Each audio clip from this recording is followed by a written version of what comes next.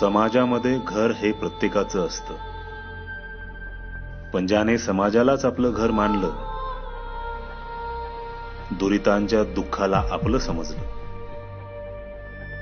मदतीला धावून विघ्न परतवलं,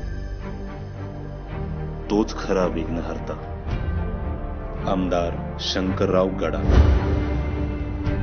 लोक माझ्याकडे एक आपला माणूस म्हणून येतात. आपल्या व्यथा, आपल्या अडचणी, आपल्या अनेक आलेले प्रसंग मला सांगतात. माझंही मन हिरवावून जातं, डोळे पाणवतात, कारण शेवटी मी हाडामासाचा माणूस आहे. माणूस या नात्याने मी त्यांना मदत करण्याचा प्रयत्न करतो. माझे पप्पा आधी थोडे आजारी होते. पैसे न उपलब्ध नसल्याने आणि लवकर ऍडमिट न झाल्याने पप्पाला 3 अटॅक एकामागे एक येऊन गेले. मी त्यांना कॉल केला, पण आमदार साहेबांना याआधीच कळालेलं होतं. पण ते तेव्हाच मला म्हटले, भिवू नकोस, मी आहे म्हणून, घाबरायची काही गरज नाहीये, मी असल्यावर काहीच नाही होणार त्यांना. सरांनी लगेच मला तातडीने पैशाची मदत केली.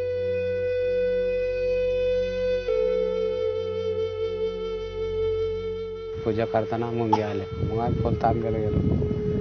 मग तिथं ते ना गोळ्याने त्या बाटल्या दिल्या. मग ते चोळलं, त्यानं जादा झाला. डायरेक्ट मग फोड झाले.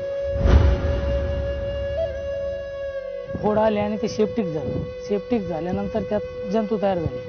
जंतू तयार झाले आणि त्यांचा पाय फुटला.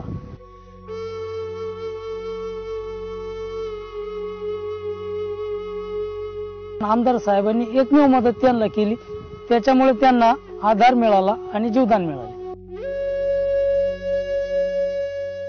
माझे वडील यांना पॅरालिसिस हा प्रकार आणि हार्ट अटॅक असे दोन्ही एकत्र स्ट्रोक झाला. शंकरराव गडाख साहेबांनी आम्हाला याची आर्थिक मदत केल्यामुळे आम्हाला खूपच आधार आला. आमचा मुलगा, त्याला 2012 मध्ये ब्रेन ट्यूमर झालं. मदत दिल्यामुळं आमच्या मुलाचे काही आम्ही उपचार करू शकल्यामुळं त्याचे आज तो योग्यरीत्या जीवनदाय. मुलाला वय ते मुळे झालतो, ते मुळे आता ऑपरेशन करायचं. आता जवळ असा म्हातारा होता, करायला कोण नव्हतं. त्याचे वडील गमावलेले होते. साहेब पैसे देतात ना, आमदार मदत करतात ना, तर मग जरा मनाला समाधान होते. 3 वर्षापूर्वी माझं बायपास झालं पुण्याला.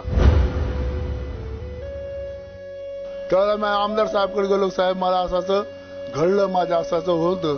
तर साहेबने खूप आर्थिक मदत केली मला त्या वेळेला.